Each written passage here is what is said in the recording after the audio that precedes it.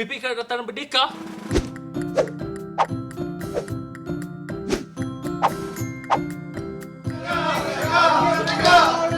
Selamat Hari Merdeka.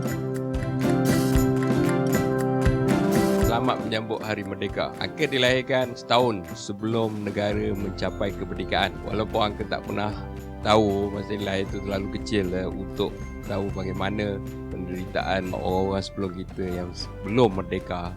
Tetapi cerita-cerita susah mereka sebelum merdeka selalu diceritakan oleh bapa Angka dan atuk Angka. Jadi kita patut bersyukur. Saya harap di masa yang akan datang negara kita akan bertambah maju. Kita semua satu bangsa dalam satu negara dan bekerjasama, berkawan dan sebagainya. Merdeka, merdeka, merdeka. Dengan nasihat opah ni, jadilah anak yang baik dan taat kepada ibu bapa. Jadilah anak yang soleh dan soleha di sisi agama. Jadilah murid yang rajin dan hargai guru. Jadilah rakyat yang berwawasan untuk negara. Jadi hargailah kemerdekaan negara kita, Malaysia yang tercinta. Merdeka, merdeka, merdeka. Dah lama pakcik tunggu. Hari ni kita merdeka! Merdeka! Merdeka! Saya orang Kedah ingin mengucapkan Selamat Hari Merdeka! Hai, saya Mimi. Saya nak ucapkan Selamat Hari Merdeka. Kami dari Animation Department ingin mengucapkan Selamat Hari Merdeka! Merdeka! Kami dari Script Department ingin mengucapkan Selamat Hari Merdeka! Selamat menyambut Hari Merdeka yang ke-57. Tanggal 31 bulan 8 57. Jiwa dan raga, buktikanlah pada nusa bangsa. Selamat Hari Kemerdekaan. Teruskan menyokong pada zaman dahulu. Merdeka! Pada zaman dahulu.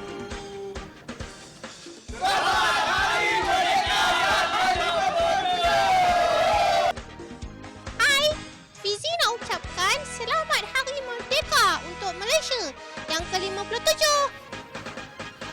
2-3 kucing berlari, kita merdeka lagi. Selamat Hari Merdeka. Oh, marvelous, marvelous. Merdeka! Merdeka! Merdeka! Kami dari UI Visual mengucapkan Selamat Hari Merdeka! Merdeka! Merdeka! Merdeka! Merdeka! Teriak merdeka memecah angkasa, mengubah derita berabad lama, kekalkan jati diri bangsa, moga merdeka kekal selama. Merdeka! Merdeka! Merdeka! Merdeka! Merdeka! Oh, tanah Malaysia, kami anak Malaysia, kami anak Malaysia, kami anak Malaysia.